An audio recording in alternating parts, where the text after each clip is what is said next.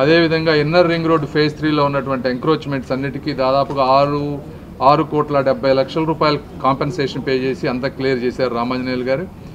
అది రేపు 48 కోట్లు ఎస్టిమేట్ వచ్చింది. అది ఎగ్జిక్యూటివ్ కమిటీ సిఆర్డీఏ వాళ్ళు ఈ 1 వీక్లో అప్రూవ్ చేసి దాన్ని టెండర్స్కి పిలుస్తూ అన్నారు. సో దాని కోఆర్డినేషన్ ఇష్యూస్. అదేవిధంగా అమృత్ 2 స్కీమ్ తీసుకుంటే దాదాపు 350 కోట్లు, కరెక్ట్ నెంబర్ గుర్తులేదు. ఇవన్నీ కూడా అంతా వర్క్ అయిపోయింది ఇంజనీర్లది. 1 వీక్లో అవి కూడా టెండర్స్ కాల్ చేసే పరిస్థితి. గోరంట్ల వాటర్ ట్యాంకు అది చూస్తే మీరు ఆల్రెడీ కనెక్షన్స్ ఇచ్చి వాటర్ అంతా వస్తూ ఉంది చాలా వరకు. అయితే ఆ ట్యాంకు ఇన్కంప్లీట్గా అయిపోయింది, అది కూడా 6-7 ఏళ్ల నుంచి. అది వర్క్ వచ్చే కాంట్రాక్టర్ లేట్ అవుతుందని చెప్పి మేయర్ గారు చొరవ తీసుకొని దగ్గరగా ఉన్న వాళ్ళతో చూసి తొందరగా అది కూడా ఎలా కంప్లీట్ చేయాలనేది. అదేవిధంగా బొంగరాల బీడు ల్యాండ్, నల్లపాడు, నార్ల వెంకటేశ్వరరావు గారి ఆడిటోరియం, ఈ మూడన్నిటిని కూడా డెవలప్ చేయాలనుకున్నాం. వాటన్నీ డిఫరెంట్ డిపార్ట్మెంట్స్లో ఉన్నాయి.